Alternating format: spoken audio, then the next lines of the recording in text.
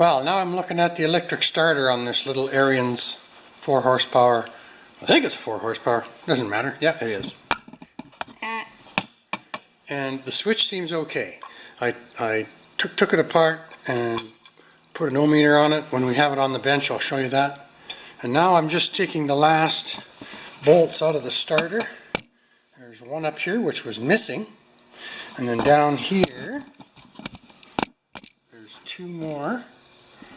One right there and one right there, and this is the last one to come out here, and I just got it loose. And look at that.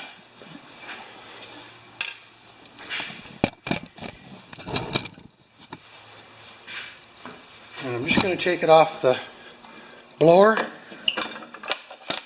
and we'll move it over to the bench. So as any starter, first you want to check out the gears.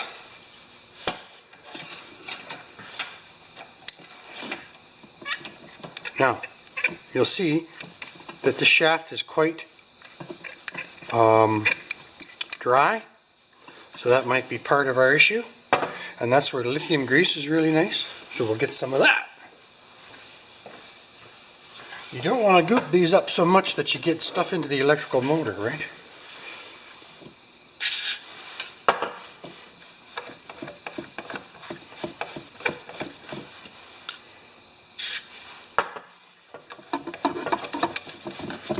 That's sometimes all they need. Now I'm wiping off most of the excess. You don't want excess in here. I'm tempted to open up the motor just because that's the kind of guy I am. But anyway, let's put an ohm-meter on this switch and I'll show you why I don't think it's the switch causing the delay in the starter. Okay, I've adapted some clips to my ohm meter. Can you see the reading there? OL. And we'll just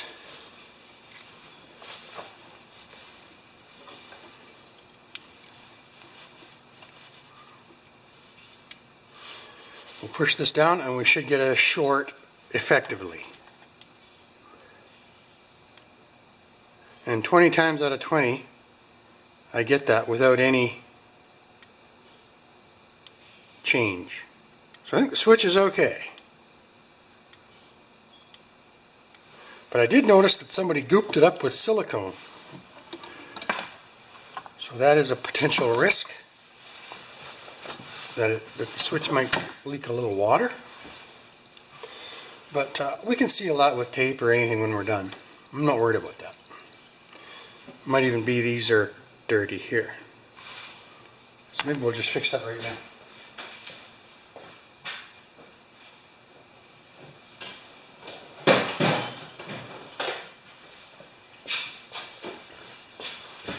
I don't think so.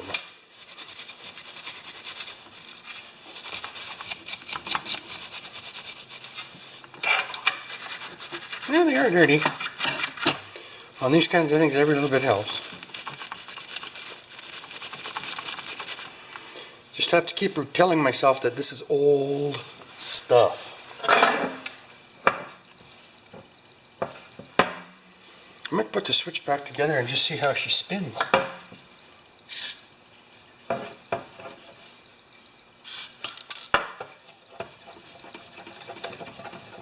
Oh, I think that's going to help a lot. Now here we are looking at the starter gear, and it looks good. So with the fact that we were missing a bolt and the shaft on the starter gear was not lubricated, I think we're there. So I'm just going to put the switch back together, guys, and then we'll give it a bench test. Alright guys, we're going to do just a quick little bench test on this starter.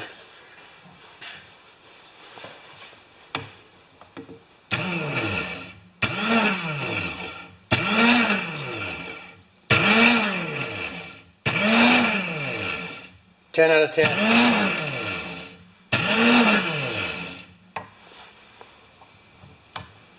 So the only thing is the ground is a little bit loose there. But I mean, it's probably 35 years old. So now we're going to remount it. I have to find one more screw like this. But luckily I have a bunch of chassis bolts.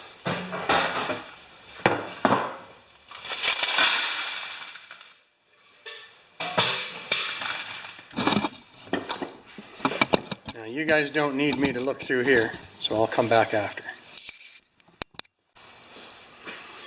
Okay, well there's lots of these carburetor type mount bolts around, but they're too long. So I'm going to use this. Phillips. These are Phillips. And those will be my 3. Oh. There it is. 1, 2, 3. I'll just have a quick look back in here. So there we go. 3 bolts. Starter shaft oiled. Mounted with 3 bolts, not 2. And it's a clean switch, sort of, kind of. And it seems much more responsive now.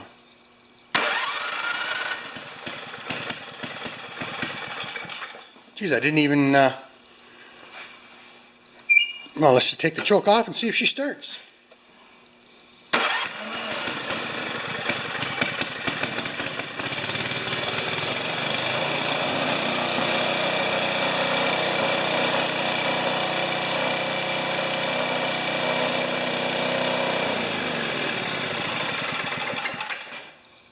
Okay, next step.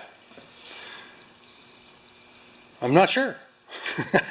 I really want to take some slack out of these, if I can, out of some of these levers.